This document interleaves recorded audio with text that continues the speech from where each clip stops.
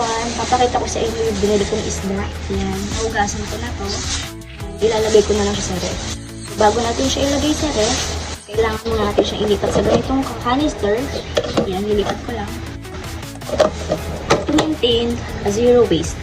So, ito na siya. Ilalagay na natin siya sa ref.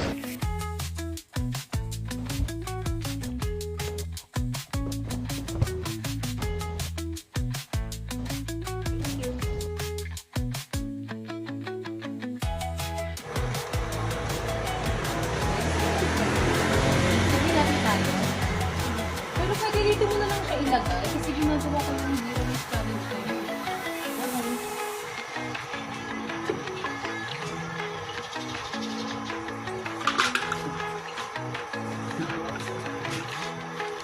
Pwede na lang tayo.